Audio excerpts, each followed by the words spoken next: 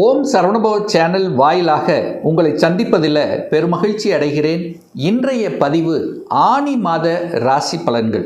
முதலில் இந்த ஆனி மாதத்தினுடைய கிரக நிலைகளை பார்க்கலாம். அதன்படி பார்க்கும் பொழுது செவ்வாய் பகவான் இந்த ஆனி மாதம் 7ஆம் தேதி வரை மேசத்திலும் அதன் பிறகு பார்த்தீங்கன்னா ரிஷபத்துக்கு பயிற்சியாகிறது.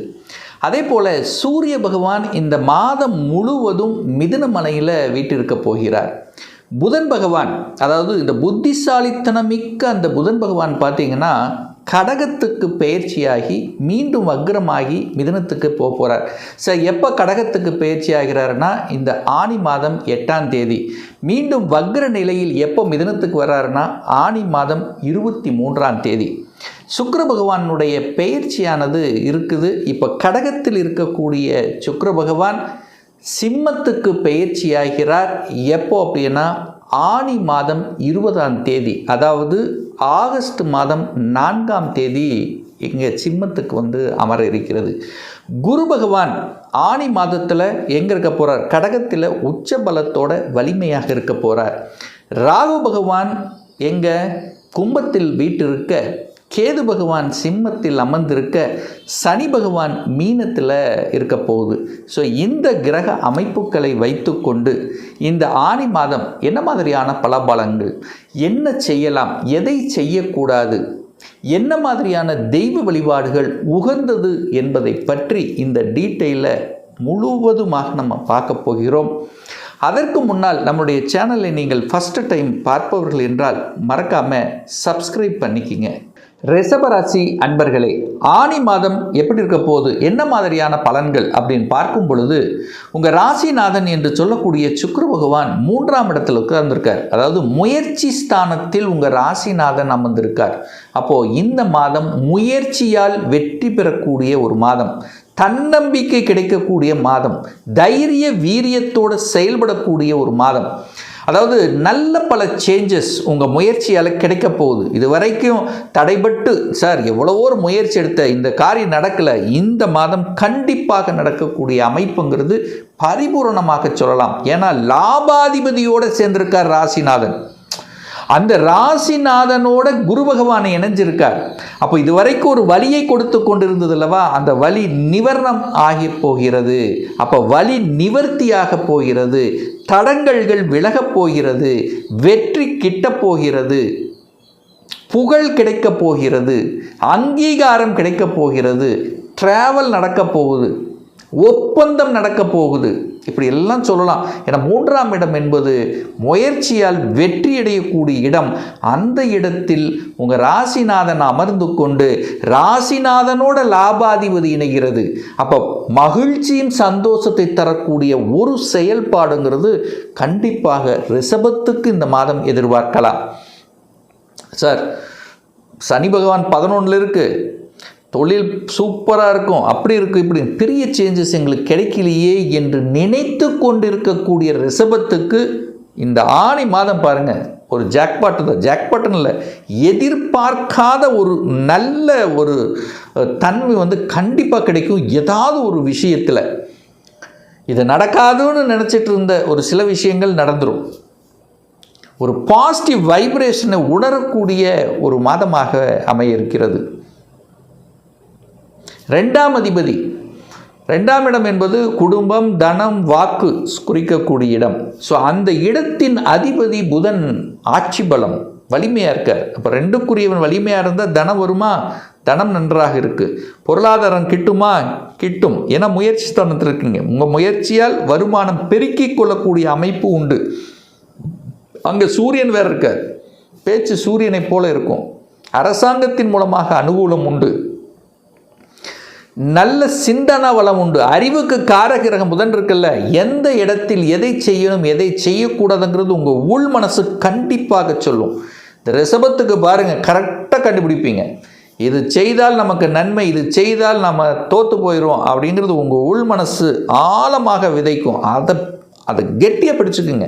உங்கள் உள் மனது தான் உங்களை வழிகாட்டக்கூடிய தன்மை இந்த மாதம். 3ஆம் இடத்தில் குரு சுக்கிரன் சூப்பர். விற்பனை என்று இருக்கக்கூடிய, வியாபாரத்தில் இருக்கக்கூடிய அனைத்து விஷயத்தில் சேல்ஸ் அப்படின்னு சொல்லக்கூடிய டார்கெட் சேல்ஸ் அப்படின்னு இருக்கக்கூடிய அத்தனை விஷயங்களும் சக்ஸஸ் கொடுக்கும். வியாபாரம், எந்த வியாபாரம் வேணால் எடுத்துக்கோங்க, சிறிது வியாபாரம் பெரிய வியாபாரம் எப்படி இருந்தாலும் சரி சக்ஸஸ் கொடுக்கக்கூடிய ஒரு நல்ல மாதம் தான் இந்த ஆனி மாதம். அதே சமயத்தில் பார்த்திங்கன்னா குரு சுக்கிரன் 2 பொருளாதார கிரகங்கள் முயற்சி ஸ்தானத்தில் உட்கார்ந்துருக்கார். நேர 9ஆம் இடமான பாக்கியஸ்தானத்தை பார்க்குது. ஒரு பாக்கியம் கிட்டாதா, இந்த ஒரு பாக்கியம் எனக்கு இருந்தால் நல்லது அப்படி நினச்சிட்டு இருக்கீங்க பாருங்கள். ஒவ்வொருத்தரும் ஒவ்வொன்று நினச்சிட்டு இருப்பீங்க. அதில் ஒரு பாக்கியம் கண்டிப்பாக கிட்டக்கூடிய ஒரு மாதமாக இந்த ஆனி மாதம் அமையப்படும். அது என்ன பாக்கியம் என்ன இருக்கட்டும். ஒரு சிலருக்கு பண தேவை இருக்கலாம், ஒரு சிலருக்கு திருமணம் சார்ந்த விஷயமா இருக்கலாம், ஒருத்தருக்கு வேலையாக இருக்கலாம், ஒருத்தருக்கு படிப்பு, இந்த கோர்ஸ் கிடச்சிட்டா எனக்கு சூப்பர் அப்படின்னு நினச்சிட்டு இருக்கலாமா. ஸோ ஏதாவது ஒன்று நல்ல விஷயங்கள் உங்கள் காதுக்கு இனிமையாக கிடைக்கக்கூடிய ஒரு நல்ல மாதமாகவே இந்த ஆனி மாதம் அமையும். இந்த ரிஷபராசி என்பர்கள் நிறைய பேர் நான் வீடு வாங்கணும்னு நினச்சிட்டே இருப்போம், ஆனால் வாங்க முடியாது. ஒரு சிலருக்கு அந்த வீட்டினுடைய எண்ணமே இருக்காது, ஆனால் இந்த மாதம் அதை பற்றி திங்க் பண்ணுவீங்க. இத்தனை நாள் வாடகை கட்டியிருக்கோம், அந்த வாடகை கட்டின வீட்டை இருக்கக்கூடிய பணத்தை வச்சாவது நம்ம ஒரு சொந்த வீடு வாங்கியிருக்கலாம் அப்படிங்கிற எண்ணங்கள் எல்லாம் இப்போது அவங்க மனசில் உதயமாகும். அப்போது வீட்டை பற்றிய சிந்தனைகள், வீடு வாங்கணுங்கிற எண்ணங்கள் உங்கள் எண்ணத்தில் உங்கள் முயற்சியில் அது ஓடிக்கொண்டிருக்கும். அந்த தடங்கள் எல்லாம் விலகப் போகிறது.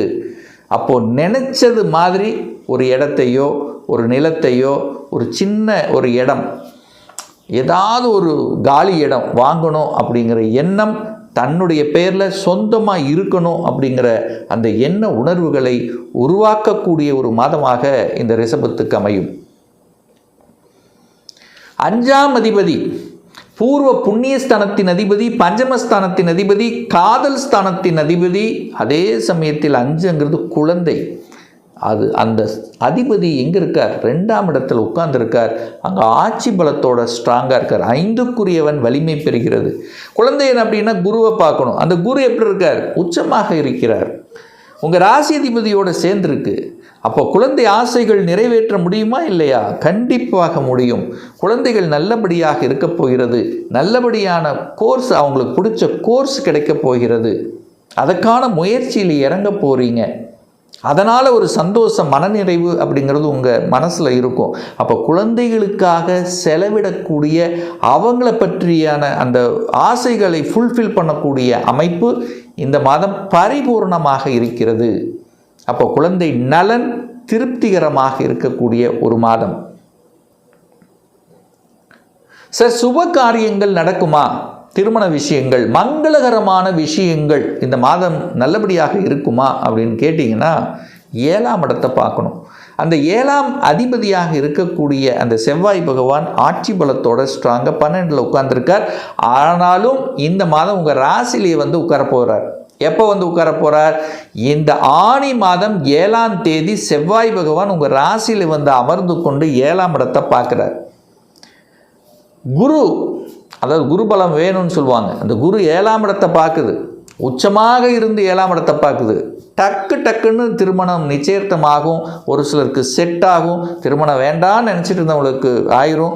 2 வருஷம் 3 வருஷம் பொறுத்து கொண்டு இருந்தவர்களுக்கெல்லாம் ஏதோ ஒரு நல்ல செய்தி கிடைக்கக்கூடிய அமைப்புங்கிறது உண்டு. அப்போ திருமண விஷயத்தில் தடைபட்டு கொண்டிருக்கக்கூடிய ரிஷபத்துக்கு இந்த ஆனி மாதம் தடையை நிவர்த்தி ஆகுது. எப்படி சார் சொல்கிறீங்க? 7ஆம் அதிபதியாக இருக்கக்கூடிய செவ்வாய் உங்கள் ராசிலேயே இருந்து கொண்டு 7ஆம் இடத்தை பார்க்குறார். திருமணஸ்தானத்தின் அதிபதி திருமணஸ்தானத்தை பார்ப்பதும், குரு லாபத்தை கொடுக்கக்கூடியவன், 11ஆம் அதிபதி முயற்சி ஸ்தானத்தில் உங்கள் ராசிநாதனோடு இணைந்து இருக்கார் அல்லவா, அந்த குரு தனது 5ஆம் பார்வையாக 7ஆம் இடத்தை பார்க்குறார். அப்போ குரு 7ஆம் இடத்தை பார்க்கும்போது அந்த 7ஆம் இடத்தை விருத்தி அடைய செய்கிறது. அங்கே இருக்கக்கூடிய பிரச்சனைகள் எல்லாம் சரி செய்யப்படுகிறது. ஏன்னா குருதான் ஒரு கடவுள், குருதான் நல்லவர். இருக்கக்கூடிய கிரகங்களிலேயே அந்த குரு அந்த குரு என்னாலே என்ன, ஒரு நல்லவர் உங்களை பார்க்குறார். நீங்கள் நல்லவராக மாறப்போகிறீர்கள். அப்போ நல்ல விஷயங்கள் அந்த 7ஆம் இடத்திலிருந்து கிடைக்கப்பெறுகிறது. அங்கே திருமணம் நடக்க போகுது. கூட்டு தொழிலில் கூட்டாளிகள், கூட்டு தொழில், இது சமூகத்தை குறிக்கக்கூடிய இடமும் 7ஆம் இடம் தான். உங்கள் நண்பர்களை குறிக்கக்கூடிய இடம் 7ஆம் இடம். அதெல்லாம் விருத்தி அடைய போகிறதுன்னு அர்த்தம். நல்ல நண்பர்கள் கிடைப்பாங்களா? கண்டிப்பாக கிடைக்கும். நண்பர்களால் அனுகூலம் ஆதாயம் உண்டா? உண்டு. ஸோ இப்படி நல்ல விஷயங்கள் அந்த 7ஆம் இடத்தின் வாயிலாக கிடைக்கப் போகிறது. கணவன் அல்லது மனைவி மூலமாக ஒரு வருமானம் கிடைக்குமா? கிடைக்கும். அல்லது ஆதாயம் உண்டா? அல்லது சொத்துக்கு சேர்க்கக்கூடிய அமைப்பு இருக்கா? கண்டிப்பாக உண்டு என்று தான் நான் சொல்லுவேன். பாக்யாதிபதி 10ஆம் அதிபதி, 9ஆம் அதிபதி, 10ஆம் அதிபதி, இந்த ரிஷபத்துக்கு ராஜ யோகத்தை தரக்கூடிய ஒரு நல்ல கிரகம் யாருன்னா சனி பகவான் தான். அந்த சனி பகவான் 11ஆம் இடத்தில் இருக்கார், லாபஸ்தானத்தில் இருக்கார். சார் இது வரைக்கும் லாபமே கிடைக்கல சார், போட்ட முதலீடு நமக்கு கிடைக்கல சார், ஏதோ போயிட்டுருக்கு சார், இப்போ நல்லா போயிட்டு இருக்க போகுதுன்னு அர்த்தம். இப்போ நல்ல விதமாக உங்கள் அறிவாற்றல் மேம்பட போகுது. ஏன் இது வரைக்கும் நமக்கு நடக்கலை, ஏன் இது வரைக்கும் தடை ஏற்பட்டது, எங்கே பிரச்சனை, எந்த இடத்துல இருக்குது, எல்லாமே அலசி ஆராயக்கூடிய தன்மை இருக்குது. ஒரு ஸ்ட்ராட்டஜிக்கல் பக்க வகுப்பீங்க. இப்படி செய்தால் நமக்கு நல்லது, இப்படி செய்தால் நமக்கு தீமை, கம்ப்ளீட்டாக ஒரு ஸ்ட்ரக்சர் போடக்கூடிய அமைப்புங்கிறது ரிஷபத்துக்கு கண்டிப்பாக இந்த மாதம் இருக்கிறது. சில சேஞ்சஸ், சில முடிவுகளை எடுப்பீர்கள். இதுவரைக்கு தொழிலே செய்யாமல் இருக்கின்றவர்கள் கூட சொந்த தொழில் செய்தால் என்ன அப்படின்றது கேள்வி கேட்கக்கூடிய அல்லது உங்கள் உள்மனசில் ஆராயக்கூடிய, ஏன் நமக்கு இது பண்ணலாமே, நாம் ஒரு ஸ்ட்ராங்காக இருக்கலாமே அப்படிங்கிற எண்ணங்கள் உங்கள் ஆழ்மனதில் உருவாக்கக்கூடிய தன்மை இந்த மாதம் உண்டு. தொழில், வேலை, வியாபாரத்தில் ஒரு நல்ல மாற்றங்களை கொடுக்கும். திடீர்னு ஒரு சிலருக்கு இன்க்ரிமெண்ட் கிடைக்கலாம், ஒரு பதவி ப்ரமோஷன் கிடைக்கக்கூடிய அமைப்பு. ஸோ இந்த மாதிரி நல்ல விஷயங்களை கொடுக்கக்கூடிய ஒரு நல்ல மாதமாகவே, நல்ல செய்திகளை கொடுக்கக்கூடிய, மனசுக்கு சந்தோஷத்தை தரக்கூடிய சில நல்ல விஷயங்கள் கண்டிப்பாக நடக்குங்கிறதுல எந்தவித மாற்று கருத்தும் கிடையாது இந்த ரிஷபராசி அன்பர்களுக்கு. இன்னும் ஒரு துல்லிய பலன் உங்களை பற்றி தெரிஞ்சுக்கணும். 2026 எப்படி இருக்க போகுது? இந்த 2026 சொந்த தொழில் செய்வதற்குண்டான கொடுப்பினை இருக்கா இல்லையா? வேலை தானா, இல்லை சொந்த தொழில் இருக்குதுன்னா எப்போ ஆரம்பிக்கலாம்? +2 முடிச்சிட்டேன், எந்த கோர்ஸ் எடுத்து படித்தா நம்முடைய ஃப்யூச்சர் நன்றாக இருக்கும், எதுக்குள்ளே நான் போக போகிறேன்? ஃபார் எக்ஸாம்பிள் புதனும் சுக்கிரன் நல்லா இருக்குன்னா நீங்கள் தகவல் தொடர்பு துறை, கம்யூனிகேஷனுக்கு போகலாம். மெக்கானிக்கல் துறைக்கு போகணும்னா சனி நல்லா இருக்கும். அப்போ என்ன கொடுப்பினை இருக்குது, எந்த கோர்ஸ் எடுத்து படிப்பதற்குண்டான விதி கொடுப்பினை இருக்குது? 2026 எப்போ சார் நமக்கு திருமணம் நடக்கும், எப்போ குழந்தை பாக்கியம் கிடைக்கும், எப்போ ப்ரமோஷன் கிடைக்கும், எப்போ நான் வீடு கட்டுவேன்? இது போன்ற கேள்விகளுக்கு துல்லியமான பதிலை நம்மால் கூற முடியும்.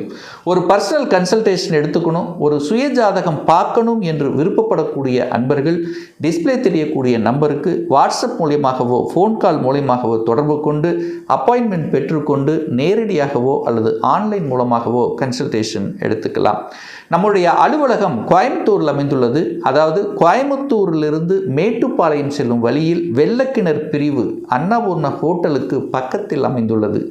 ப்ரியர் அப்பாயின்மெண்ட் வாங்கிட்டு நேரடியாக கன்சல்டேஷன் எடுத்துக்கலாம். நிச்சயமாக இந்த பதிவு ஏதாவது ஒரு ரூபத்தில் உங்களுக்கு யூஸ்ஃபுல்லாக இருக்குங்கிறதுல எந்தவித மாற்று கருத்தும் கிடையாது. மீண்டும் ஒரு நல்ல பதிவில் உங்களை சந்திக்கும் வரை உங்களிடமிருந்து விடைபெறுவது உங்கள் அஸ்ட்ராலஜர் டாக்டர் சதீஷ்.